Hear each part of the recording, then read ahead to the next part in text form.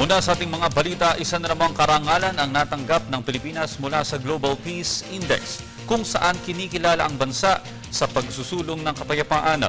Para sa detalye, balita mo kami, Julius D. Samburon. Namang nagtamo ang Pilipinas ng panibagong karangalan. Ito naman ay isa aspeto ng pag-angat sa ranggo sa listahan ng mga mapapayapang bansa ngayong taon. Ito ay ayon sa Global Peace Index. Dati kasi ay nasa ika-133 ang pwesto ng Pilipinas, subalit ngayong taon ay nasa ika-129 na pwesto na ito. Malugod at tinanggap ng Palasyo ng Malacanang ang ulat na ito kasabay ng patuloy na pagpapaunlad ng peace and security dito sa bansa.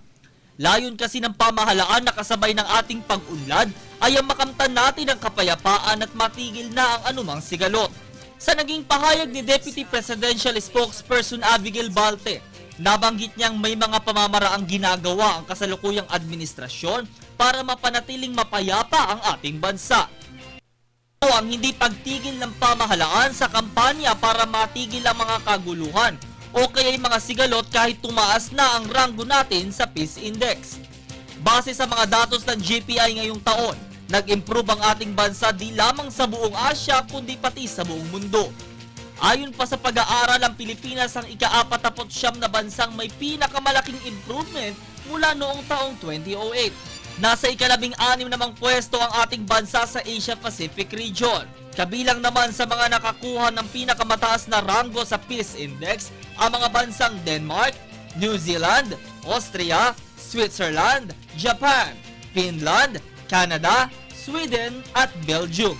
Ang naturang positive index ang siyang sumusukat sa katatagan ng mga institusyon at istrukturang lumilikat makakapagpanatili ng kapayapaan dito sa Pilipinas at kabilang sa kanilang pinagbasihan ng maayos na pamamalakad ng pamahalaan, maayos na relasyon ng mamamayan at ang patuloy na pagbaba ng korupsyon. Ako si Julius D. Samburon, nag-uulat para sa Telebisyon ng Bayan.